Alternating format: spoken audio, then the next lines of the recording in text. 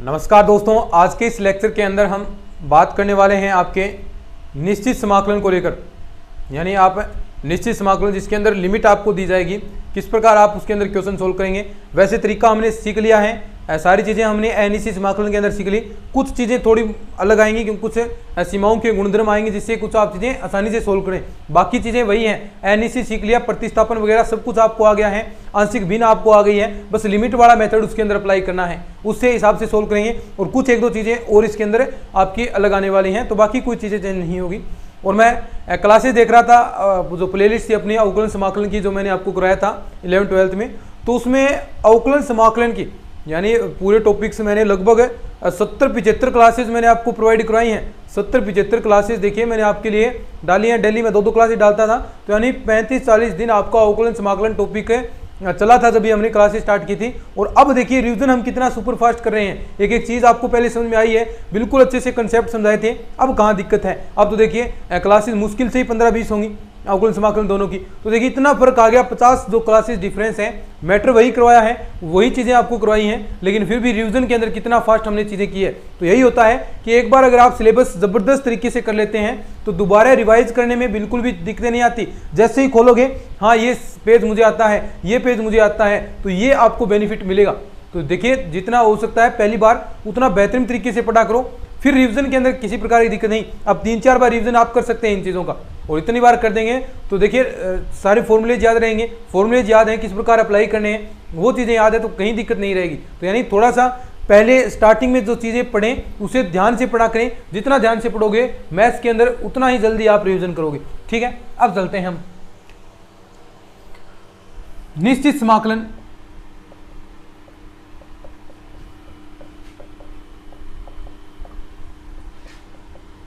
Finite integration या integration, ठीक है। निश्चित समाकलन, बस इसके अंदर समाकलन के अंदर ध्यान रखनी है कि यदि कोई आपका फलन fx है, कोई अंतराल आपको a b दे रखा है, उसके अंदर वो परिभाषित व सतत होना चाहिए, कंटिन्यूअस फंक्शन है, तो ही ये निश्चित समाकलन वहां पर लागू होगा। तो यानी डेफिनेशन आप लिख सकते हैं कि यदि फलन fx, यदि फलन fx अंतराल a, b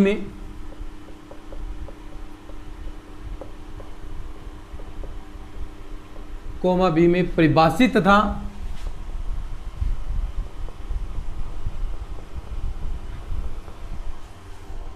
सतत हो, तब ये डेफिनेशन लागू होगी। तब कौन सी, देखिए लिमिट अंतराल जो दे रखा है a से b, तो a से b fx dx। देखिए इससे कुछ आपका अलग फंक्शन के रूप में रिजल्ट आएगा। मान लीजिए आपका आंसर 5x आया है, अब इसके अंदर लिमिट रखनी है a से b, तो क्या होगा इसका सिस्टम कि अपर लिमिट माइनस का लोअर लिमिट 5b माइनस का 5a, upper limit minus lower limit, ये आपका निश्चित समाकलन होगा। यह समाकलन का मूल प्रमेय भी कहलाता है। यह समाकलन गणित का मूल प्रमेय भी आप कह सकते हैं। कई बार पूछ लिया जाता है समाकलन गणित का मूल प्रमेय क्या होता है, तो यह समाकलन का मूल प्रमेय है। यह समाकलन गणित का क्या है, का मूल प्रमेय है। यह समाकलन गणित का मूल प्रमेय है। तो देखिए ए और बी क्या हो गए, ये तो क्या होगी लोअर लिमिट, ये हो गई upper limit, upper limit minus का लोअर लिमिट, सिंपल सी बात है। चलिए आगे बढ़ते हैं, फटाफट इस चीज को आप स्क्रीनशॉट वगैरह लेना चाहें तो ले लीजिए।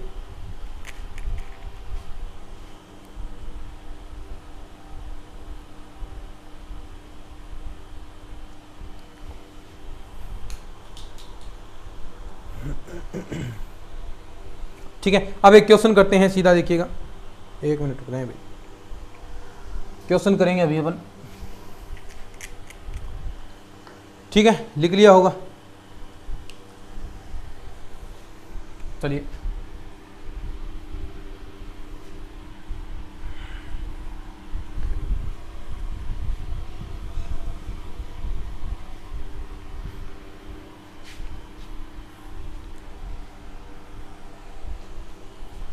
क्वेश्चन देखिए, एक लिमिट का शुरुआत से क्वेश्चन करते हैं, एक देख रहे हैं। देखिए इस प्रकार दे रखा है कि 1 से 2 लिमिट आपको दी है, 2x² प्लस का 5x माइनस का 4 और dx। ठीक है, करना है समाकलन, करेंगे। कैसे करेंगे? शाबाश, देखो इसका करेंगे तो 2x³ अपॉन 3 प्लस का 5x² बाई 2 माइनस का 4x। लिमिट रखनी है बस 1 से 2, अपर लिमिट माइनस का लोअर लिमिट। तो सबसे पहले ये 2 रखेंगे शुरुआत में, फिर माइनस करेंगे और फिर 1 रखेंगे। ठीक है, तो अपर लिमिट, अपर देखिए 8 2 16/3 प्लस का 2 2 4 5 चौके 20/2 माइनस का 4 2 8। ये तो हो गई अपर लिमिट। माइनस का लोअर लिमिट, लोअर लिमिट देखिए 1 रखेंगे तो ये आ गया 2/3 प्लस का 5/2 माइनस का 4। ठीक है, अब देखिए सोल्व कर लीजिए, जो चीज़ें कैंसिल हो रही हैं वो चीज़ें हम कैंसिल हो जाएंगी। अंदर गुणा करा दीजिए तो देखिए क्या आएगा, 16/3 10 यहाँ आ गया माइनस का 8, इसे 2 लिख दीजिए सीधा ही। माइनस अंदर गुणा कराया, माइनस का 2/3 माइनस का 5/2 प्लस का 4। देखिए 4 और 2 कितना हो गया, 6, और ये प्लस वाला 16। देखिए यहाँ से हम सीधा 3 से गुणा कराएंगे तो 6 3 18 18 और 16 आपके पास 34/3 हो गया। माइनस का यहाँ 6 लघुत्तम ले लो, 6 लेंगे तो देखिए 3 2 6 2 2 4 हो गया, यहाँ 2 3 6 माइनस का 15 हो गया। ठीक है,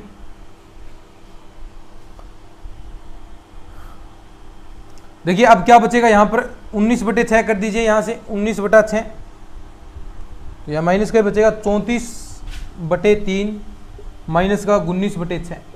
ठीक है, 6 लघुत्तम वही सेम टू सेम, तो यानी 2 से गुणा 68 माइनस का 19/6, तो 68 माइनस 19/6 आपके पास बच गया। लगभग देखिए कितना बच जाएगा, 68 में से यहाँ से 19 घटाएंगे 49/6, 49/6 ये आपका आंसर आ गया। ठीक है, चलिए आगे बढ़ते हैं। तो ये पहला एक सिंपल तरीका कि किस प्रकार आप समाकलन करेंगे। तो सबसे पहले तो इंटीग्रेशन हो जाएगा, कोई दिक्कत नहीं। फिर उसके बाद लिमिट रखें तो अपर लिमिट माइनस का लोअर लिमिट, वो चीज़ आपको कंसेप्ट याद रखना है। तो ये हमने किया। अब देखो 1 2 क्वेश्चन और हम प्रैक्टिस के लिए करते हैं अभी। ठीक है, चलिए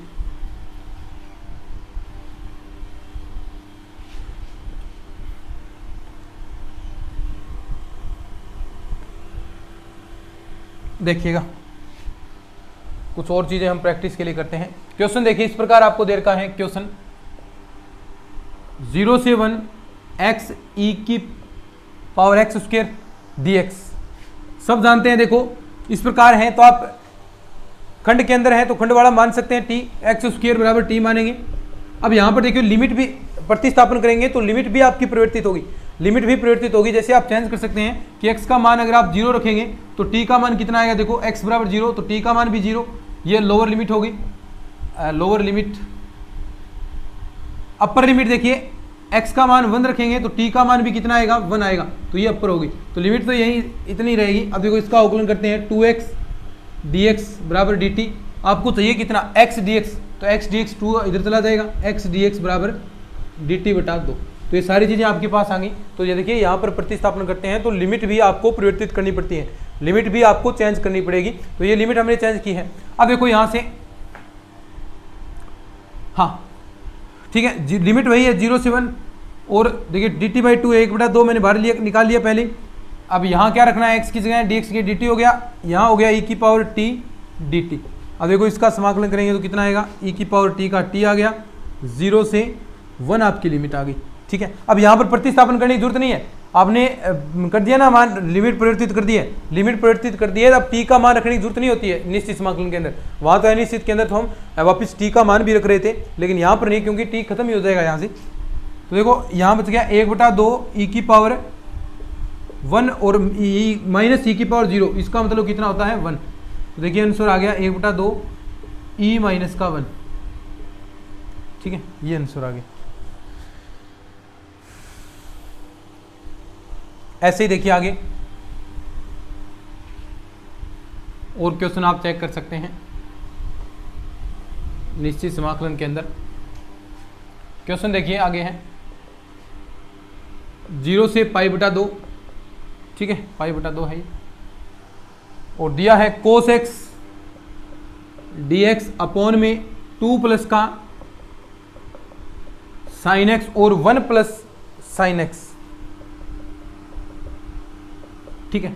अब देखो सबसे पहले अगर आपको ऐसे लग रहा है ना कि ये यार कैसे करें हम, तो सबसे पहले उसके अंदर प्रतिस्थापन मेथड लगाया करो, प्रतिस्थापन से देखा करो कि हो रहा है या नहीं हो रहा। यानी अब यहाँ से देखो, मैं अगर sin x को t मान लेता हूँ, सपोज दैट sin x बराबर मैंने t मान लिया, तो देखिए अवकलन करेंगे तो cos x dx है वो किस में चला गया, dt में चला गया, ये वाला पार्ट dt के अंदर चला गया, ठीक है। अब देखो लिमिट बदलनी पड़ेगी, अगर x का मान 0 रखता हूँ मैं तो t का मान कितना आएगा, 0 आएगा। x का मान मैं 1 रखूँगा, देखो सॉरी x का मान π/2 रखूँगा, x का मान π/2 रखूँगा तो sin π/2 का मान कितना 1, तो t का मान 1, तो देखो लिमिट आ गई 0 से 1 की ओर, ठीक है। तो यहाँ से लिमिट कितनी आएगी, 0 से 1 की ओर। अब देखो ऊपर आपके पास dt आ गया, नीचे क्या आया है 2 प्लस का t और 1 प्लस का t। अब देखो ये चीजें आप कर चुके हैं पहले, ये चीजें आंशिक भिन्न वाली होगी, आंशिक भिन्न में परिवर्तित होगी ना, ये चीजें आप बार बार कर चुके हैं। देखिए आपने लगातार ये चीजें की है ना। अब देखो यहाँ पर हम t बराबर, देखो यहाँ से शॉर्ट तरीका सीधा माइनस का मान निकालने के लिए कौन सा, a और b के मान यहाँ से सीधे निकल जाएंगे। मैंने कहा था t बराबर यहाँ पर -2 यानी 0 हो रहा है, अब ये मान वहाँ रखेंगे जहाँ 0 नहीं हो रहा है। अब देखो मैं यहीं रख सकता हूँ, यहाँ रखूँगा तो कितना आया -1, तो यानी आप लिख सकते हैं अलग अलग तोड़कर इसे कि यहाँ पर -1 आएगा ये आपका, इस प्रकार इंटीग्रेशन 0 से 1, यहाँ आ गया -2 प्लस का t, और t बराबर -1 पर ये 0 हो रहा है, यहाँ रखूँगा, देखो यहाँ रखना नहीं, यहाँ रखूँगा तो ये मान आएगा 1, तो प्लस का 1/1 प्लस का t, ठीक है। अब इसका इंटीग्रेशन कर दो, इंटीग्रेशन करेंगे तो देखिए आप सब जानते हैं 1/t का क्या होता है, log t। देखो ये log t आएगा, यहाँ देखो क्या आ जाएगा माइनस का log 2 प्लस का t, और आगे क्या आ जाएगा प्लस का log 1 प्लस t। अब यहाँ पर ये फॉर्मूला भी आप लगा सकते हैं, क्या, log 1 प्लस t अपॉन में 2 प्लस t, log m-n वाली, और लिमिट आपकी है कितनी 0 से 1।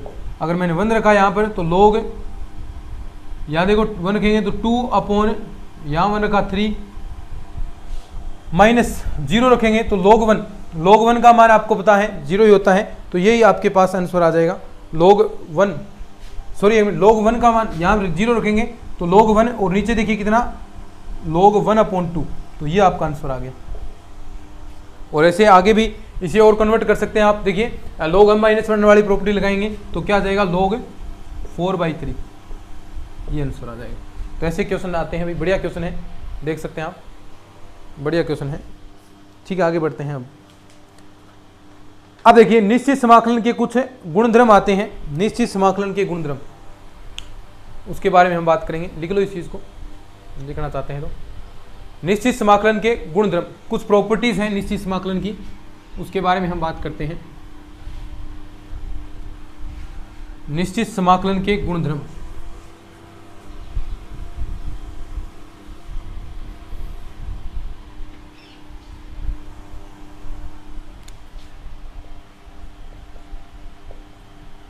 निश्चित समाकलन के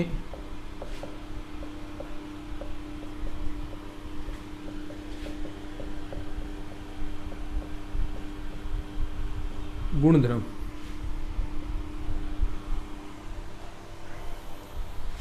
इंपॉर्टेंट है, एक एक चीज इंपॉर्टेंट है। सबसे पहले तो हम देखिए निश्चित समाकलन के अंदर जो आपका जिसके सापेक्ष आप कर रहे हैं समाकलन dx के सापेक्ष, उस चर को भी हम परिवर्तित कर सकते हैं, तो समाकलन के मान में कोई परिवर्तन नहीं होता। निश्चित समाकलन के अंदर अगर लिमिट हम परिवर्तित करें, यानी लोअर लिमिट को तो अपर बना दें, अपर लिमिट को लोअर बना दें, तो मान तो वही रहेगा लेकिन चिन्ह बदल जाएगा। तो ऐसी कुछ प्रॉपर्टीज आपकी, उन सभी को हम नोट डाउन करते हैं और एक एक चीज हम समझते हैं इन चीजों को। देखिए पहली क्या है कि इस प्रकार है a से b f(x) dx। अब मैं देखिए मैं यहां से चर परिवर्तित कर रहा हूं, चर परिवर्तित कर सकता हूं a/b ft dt। यानी ये क्या कहता है कि यानी निश्चित समाकलन के अंदर चर बदल सकते हैं आप, चर बदलेंगे कोई फर्क नहीं पड़ेगा, मान वही आएगा। यानी a से b लिमिट कर रहे हैं, चर बदल दो क्या फर्क पड़ेगा, कोई सा भी एग्जाम्पल करके देख सकते हैं। अब जहां एक्स स्क्वायर वहां टी स्क्वायर कर दोगे, मान तो वही आएगा, टी क्यूब अपॉन 3 आएगा, लिमिट रखेंगे तो वापस वही मान, तो यानी कोई फर्क नहीं आता, सीधे आप समझ भी सकते हैं चीजों को। ठीक है, लिख सकते हैं निश्चित समाकलन में चर बदलने पर मान में कोई फर्क नहीं आता। निश्चित समाकलन में चर बदलने पर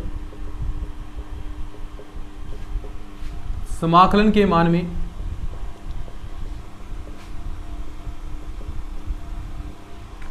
कोई परिवर्तन नहीं आता।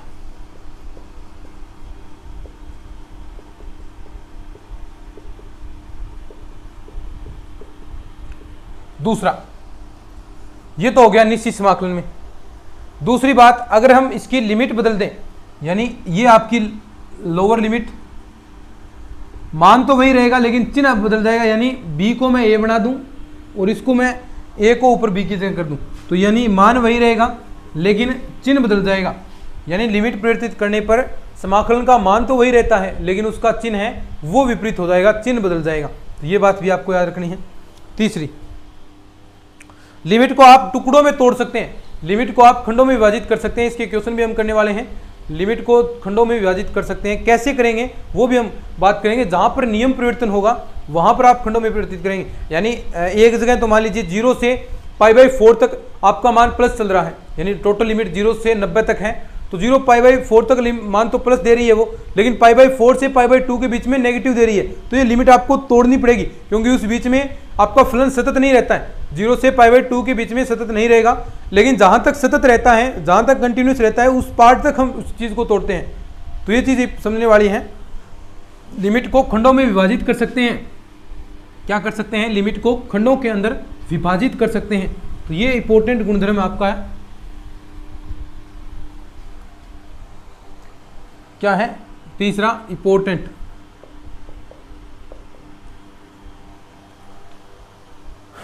ए से बी fx dx बराबर, देखिए लिमिट को आप तोड़ सकते हैं, a से c में कर दीजिए fx dx प्लस का c से b में कर दीजिए fx dx, यानी इसे खंडों में आप तोड़ सकते हैं, बस यही गुणधर्म है। और एक से अधिक नियम प्राप्त होते हैं। जैसे क्वेश्चन देखिए, अपन इसी का क्वेश्चन करते हैं। जैसे आपको दिया है 0 से 2, ठीक है, मापांक x माइनस का 1 dx, ये दिया है आपको। देखिए कैसे मापांक है, तो मापांक सीधी सी बात है, कई जगह तो आपको प्लस मान देगा, कई जगह माइनस मान देगा। अब देखो हम मापांक हटाते हैं तो प्लस माइनस का चिन्ह आता है, और हम परिभाषित भी करते हैं, मापांक होता है उसे आप परिभाषित करेंगे, x-1 को परिभाषित करना होता है। तो देखिए ये आपको मान माइनस का कब देगा, माइनस x-1 कब देगा, जब इसका मान 1 से छोटा है, यानी 1 से जब इसका मान छोटा आएगा तो वहां पर ये मान माइनस का देगा। तो यानी ये यदि 0 से तो बड़ा और 1 से छोटा तो मान क्या आएगा, माइनस का आएगा। ठीक है, पॉजिटिव मान कब देगा, x-1, यानी सीधा एक तो माइनस दे रहा है और एक आपका प्लस का दे रहा है, तो ये मान कब आएगा, क्योंकि देखिए लिमिट आपको 0 से 2 दे रखी है, तो 0 से बड़ा और 1 से छोटा, 1 हो गया तो 0 मान आ जाएगा, 1 होते 0 आ जाएगा, लेकिन 1 से छोटा, जब तक 1 से छोटा रहेगा और 0 से बड़ा रहेगा, क्योंकि 0 तो आपको लेना ही है, 0 से शामिल ही कर रखा है, 0 से स्टार्ट ही किया है, तो उसके बीच में माइनस रहेगा। लेकिन 1 या 1 से बड़ा हो जाए और कहां तक, 2 तक, तो ये मान आ जाएगा। तो देखो लिमिट 2 पार्टों में विभाजित होगी, एक तो 0 से 1 के बीच में, देखो एक तो 0 से 1 के बीच में होगी और वहां पर मान क्या देगा आपको, माइनस का देगा, तो माइनस लगा सकते हैं, या फिर आप इसे 1 - x भी कर सकते हैं, प्लस का 1 से 2 के बीच में x-1 देगा। देखो ये समझे क्या बात को, यानी लिमिट आप टुकड़ों में तोड़ रहे हैं, क्योंकि देखो मान अलग अलग दे रहा है, ये इतने अंतराल में तो माइनस का मान दे रहा है और यहाँ पर प्लस का मान दे रहा है। देखो चेंजेस देखो, यहाँ तो माइनस का दे रहा है, यहाँ प्लस का दे रहा है, इसलिए हमें टुकड़ों में तोड़ना पड़ता है इसको। और एक काम और भी कर सकते हैं आप, यानी ये चेक करने के लिए कहाँ तक वो माइनस का मान देगा, कहाँ तक उसका नति परिवर्तन बिंदु आएगा, तो वो आप ये जो फंक्शन है उसे 0 के बराबर रख दो, तो x बराबर 1, यानी 1 तक आपकी लिमिट टूट जाएगी। देखो 0 से 1, यानी ये 0 के बराबर रखेंगे तो 1 तक लिमिट टूट गई। अब कोई दिक्कत नहीं, अब समाकलन कर दो, क्या यहाँ x आ गया, माइनस का x² 2 आ गया, 0 से 1 लिमिट यहाँ रख देंगे, प्लस का x² 2 आ गया, माइनस का x आ गया, और 1 से 2 ये लिख देंगे। बस रिजल्ट निकालना है, कहाँ दिक्कत है, हल कर लो इसको।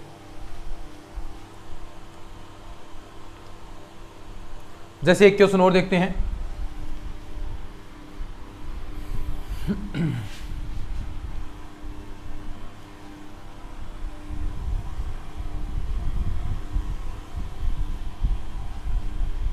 एक क्वेश्चन और देखिएगा, इस प्रकार है कि क्वेश्चन दिया है 0 से 2 3 माइनस का 2x dx। अब देखो कुछ नहीं करना, आप सबसे पहले 3 माइनस 2x बराबर 0 रख लो और यहां से x का मान निकालेंगे तो क्या आ गया 3/2, यानी डेढ़ मान आ गया 3/2। अब इसे अंतराल में लिख लो, कैसे, जहां तक लास्ट में देखा 0 से शुरू 3/2 यहां पर आएगा और 2 यहां पर आएगा, ठीक है, 2 अंतराल में टूट गया।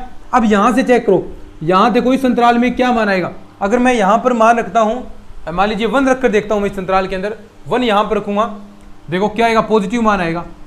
अगर मैं 1.5 से यहां तक 1.5 से 2 के बीच में 3/2 से 2 के बीच में मैं अगर वैल्यू रखता हूं तो आपके पास मान देखिए क्या आएगा, 2 यहां पर रखा, मान लीजिए 2 में रखूं तो 4 माइनस का यानी नेगेटिव, तो ठीक है, यानी जहां चीज जो आ रही है वो नेगेटिव आ जाएगी। तो लिमिट देखो, एक तो होगी 0 से 3/2, ये मान पॉजिटिव देगा तो यानी 3 माइनस का 2x dx।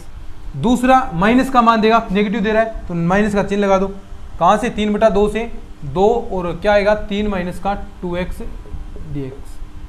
बस आगे समाकलन नहीं करना है, कहां दिक्कत है,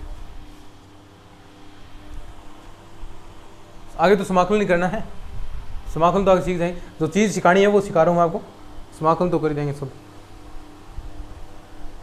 एक से ज्यादा अंतराल में भी टूट सकती है ये लिमिट, ये भी आपको ध्यान में रखना है। अब देखो आगे हम बात करते हैं,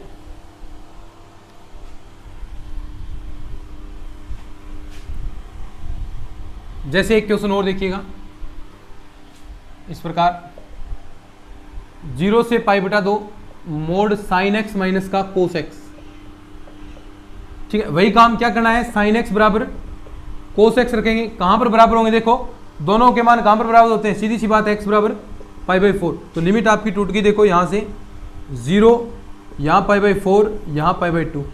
अब चेक करेंगे, देखो मान रख के देखेंगे, अगर मैं यहां पर ये मान रखता हूं, यहां से 45 के बीच में कोई भी मान रखूंगा मैं, 45 के बीच में कोई भी आप यहां से मान रख लीजिए, मान लीजिए 30 π/6 मान रखता हूं, तो देखिए π/6 रखूंगा तो यहां कितना आएगा, 30 का मान 1/2 होगा, 1/2 और 1/2 यहां अगर मैं 30 रखता हूं तो √3/2 यानी बड़ा मान आ रहा है, तो यानी ये नेगेटिव आएगा। वैसे 0 भी रख सकते हैं, तो साइन 0 का मान 0, इसका देखो माइनस बना गया, कोस 0 का मान 1, तो ये नेगेटिव आ गया और यहाँ पर ये पॉजिटिव आ जाएगा, एकांतर क्रम से चले चीजें।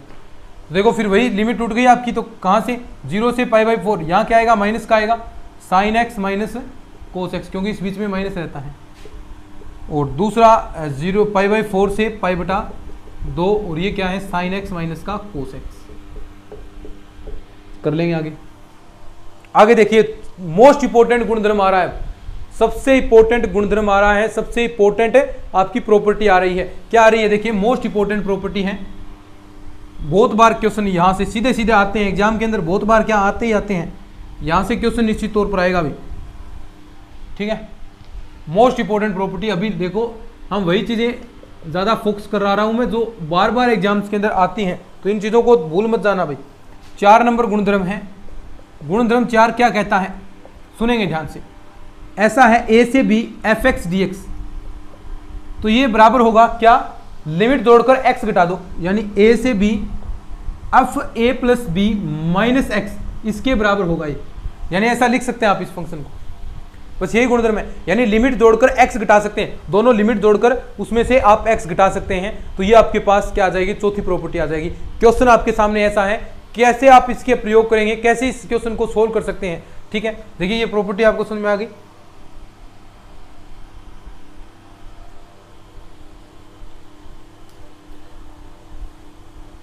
ठीक है। और इस गुणधर्म का लगभग प्रयोग देखिए कब करेंगे, ये भी इस गुणधर्म का प्रयोग देखिए, एक चीज सिखा देता हूं, इस गुणधर्म का प्रयोग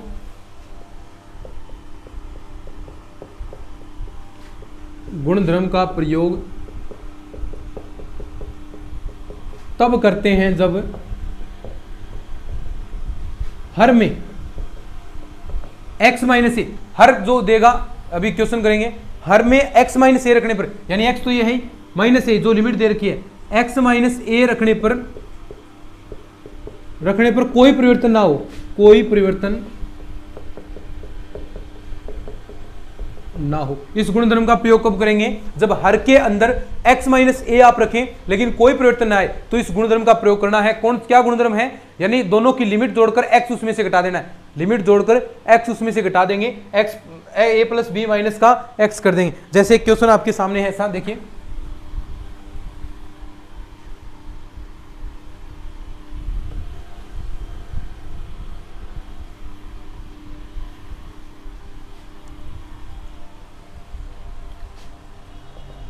क्वेश्चन देखिए, 0 से पाई बटा 2 साइन एक्स प्लस का कोस एक्स। ठीक है, अब देखो यहां पर मैं x माइनस ए कर रहा हूं, देखो साइन x माइनस 0 में करूंगा, कोस x माइनस 0 करूंगा, कोई फर्क नहीं आएगा। तो यानी इसके अंदर हम ये चीज प्रयोग कर सकते हैं। तो देखिए इसके अंदर प्रयोग करेंगे तो आई बराबर मान लीजिए ये, यानी लिमिट जोड़कर इसमें से घटा देंगे, x इसमें से घटा देंगे। देखिए लिमिट जोड़कर करते हैं अपन, तो साइन दोनों को जोड़ेंगे पाई बाई 2 ही आएगा, पाई बाई 2 माइनस का x अपोन में साइन पाई बाई 2 माइनस का x प्लस का कोस पाई बाई 2 माइनस का x। ठीक है, अब देखो फोर्थ गुणधर्म हम लगा रहे हैं इसके अंदर, फोर्थ गुणधर्म। अब देखो ध्यान से, ये समीकरण नंबर 1 दे दो और ये आपकी 2 हो जाएगी। देखो क्या आएगा, 0 से पाई बटा 2, ये क्या हो गया कोस x, नीचे भी कोस x प्लस का साइन x। समीकरण नंबर 2, समीकरण 1 व 2 को जोड़ दो, 1 व 2 को जोड़ने पर जोड़ेंगे तो देखिए क्या आएगा, 0 से पाई बटा 2, दोनों को साथ जोड़ा हूं, देखो कोई फर्क नहीं है दोनों के अंदर। एलसीएम लेंगे तो क्या आ जाएगा, साइन एक्स प्लस का कोस एक्स, एलसीएम ले लिया मैंने साथ में, नीचे भी साइन एक्स प्लस का कोस एक्स और इनटू में डीएक्स, कैंसिल हो गया दोनों में। क्या बचा है, एक्स बचा है, क्या बचा है एक्स, सीधा डीएक्स बचा है ना, 0 से पाई बटा 2 डीएक्स, और इसका करेंगे तो एक्स आ गया, और यहां से लिमिट लगेगी 0 से पाई बटा 2, तो ये आ गया पाई बटा 2 आंसर। क्या आ गया, पाई बटा 2 आंसर आ जाएगा। ये पाई बटा 2 आंसर देखिए टोटल आ गया, क्या पूरा आंसर आ गया क्या? यहां गड़बड़ कर सकते हैं, पाई बटा 2 सीधा देखते ही पाई बटा 2 आ गया, आंसर कर दिया। लेकिन थोड़ा सा ध्यान से देखो, यहां आपको समाकलन का इसका मान ज्ञात करना है, लेकिन ये तो देखिए आपने समीकरण 1 और 2 को जोड़ा है, ये भी i के बराबर है और ये भी i के बराबर, तो ये कितना हो गया था, 2i हो गया था। कितना हो गया था, 2i। अब 2i बराबर ये पाई बटा 2 है, ध्यान से देखना, 2i बराबर पाई बटा 2, तो i का मान कितना आ गया, पाई बाई 4, ये आएगा। ऐसी कई बार गड़बड़ हो जाती है, तो ऐसी गड़बड़ नहीं करनी है। थोड़ा सा देखो, पूरा क्वेश्चन करेंगे और लास्ट में इसकी वजह से अगर आपका 2 नंबर कम होता है, 2 तो होगा ही होगा, क्योंकि वो तो गलत हो गया, उसके साथ साथ 1/3 हो जाएगा। तो यानी एक छोटी सी गलती के कारण इतना लॉस हो रहा है, तो वो चीज़ें सही नहीं होती हैं। नहीं आ रहा तो वो तो नहीं आ रहा, कोई बात नहीं, लेकिन आ रहा है, कर लिया आपने, फिर उसके बाद गड़बड़ हो जाए तो वो थोड़ा सा सहन नहीं होता भी चीज़ें, तो ये थोड़ा सा ध्यान रखना इन चीज़ों का, वो कभी आप सहन कर ही नहीं सकते उस चीज़ को। तो ऐसे ही क्वेश्चन है गुणधर्म 4 के अंदर। अब देखिए इस गुणधर्म से देखिए कुछ समाकलन है, वो आपके हमेशा ही उनका मान पाई बाई 4 रहेगा। अब ऐसा हमने समाकलन किया, पाई बाई 4 आया है। इस गुणधर्म की सहायता से कुछ आपको फंक्शन बता रहा हूं जिससे आप याद रख सकें, ये चीजें याद रख लेनी है। जैसे ही दिखे सीधा पाई बाई 4 ठोक देना, जैसे ही दिखे ऐसे क्वेश्चन पाई बाई 4 सीधा का सीधा कर देना। ठीक है, इस गुणधर्म से निम्न सभी समाकलनों का मान पाई बाई 4 रहता है। इस गुणधर्म से निम्न सभी समाकलनों का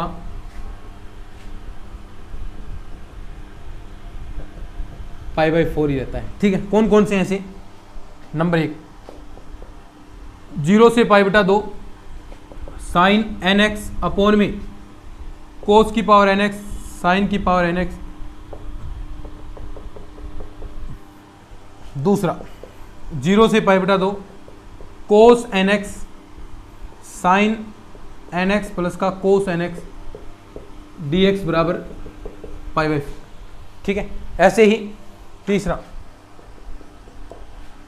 0 से पाई बटा 2 1 plus cot n x d x बराबर पाई बटा 4, क्योंकि देखो कोट को कोस बटा साइन में करेंगे, वापिस वही आ गया।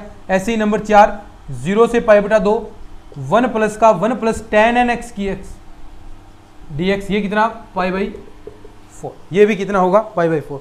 ऐसा ही सेक वाले के लिए ले सकते हैं सेक nx,